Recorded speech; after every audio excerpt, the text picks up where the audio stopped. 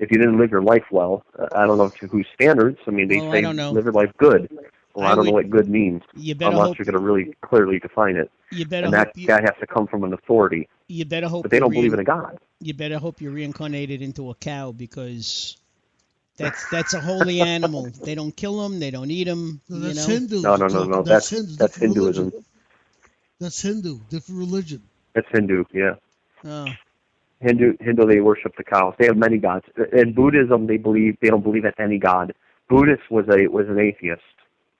Buddha was an atheist. He was somebody who didn't believe in a god. He believed in science.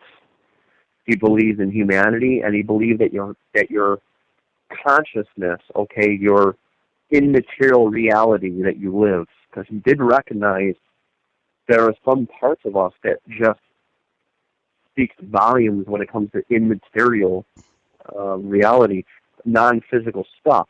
So he thought in meditation to obtain some higher level of knowledge and understanding, and eventually when you die, the goal was to die as a good person so that you could reach nirvana.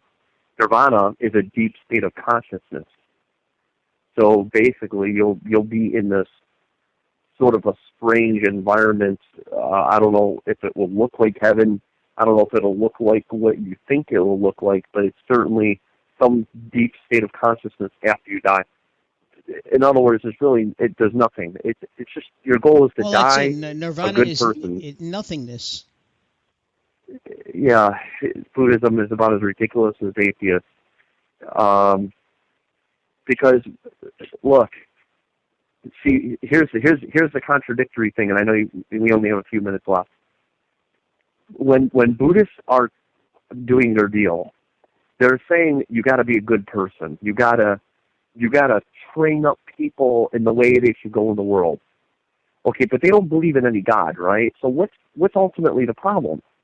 It's what I keep telling you guys day after day, or a week after week, year after year. If there is no God, then how are you defining what is good and what is bad?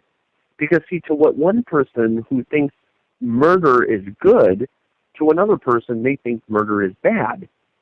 So what if I was a Buddhist who thought to themselves, I don't know, I would say that marrying an 11-year-old and having sex with that little 11-year-old is perfectly acceptable because of my love, quote unquote, for that little girl. Okay, someone could say that and then say, oh, I'm just being a good person. No, there are rules. There are some logistics. There's some commandments. The question is, where does the commandments come from? If it doesn't come from any God, then it just comes from you.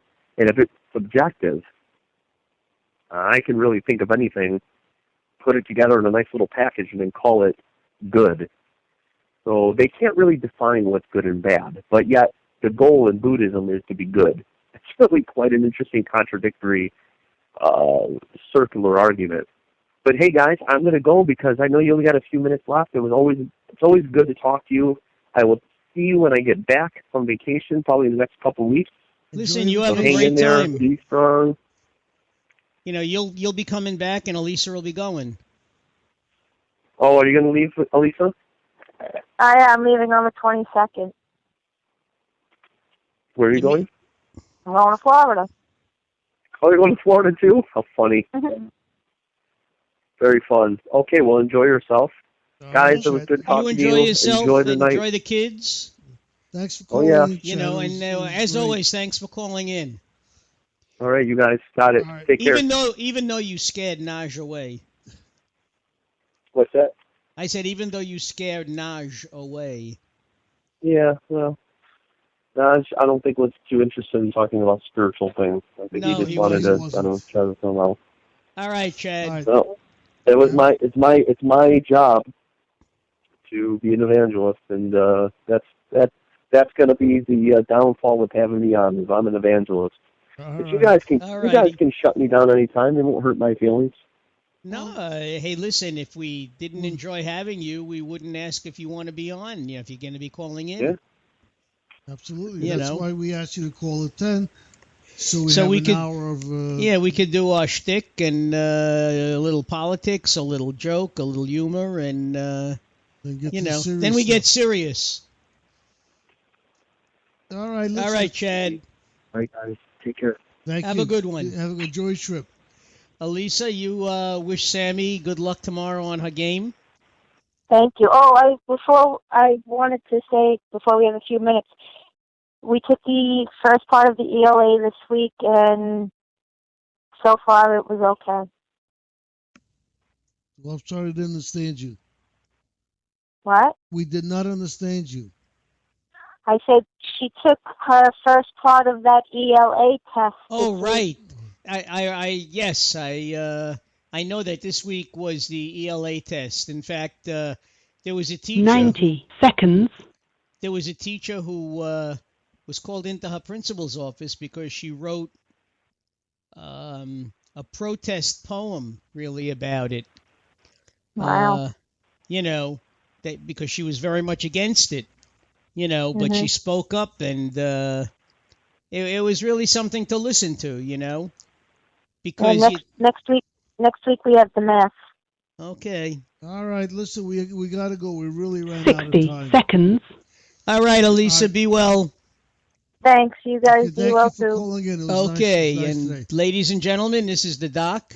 And this is the Rebellious Rev. And we're signing off. Have a good weekend, and Thank we you for will listening. be on next Friday. All right, thank and you. Naj, again. if you're still out there, next Friday sounds good. Great, thanks. Good night. Good night.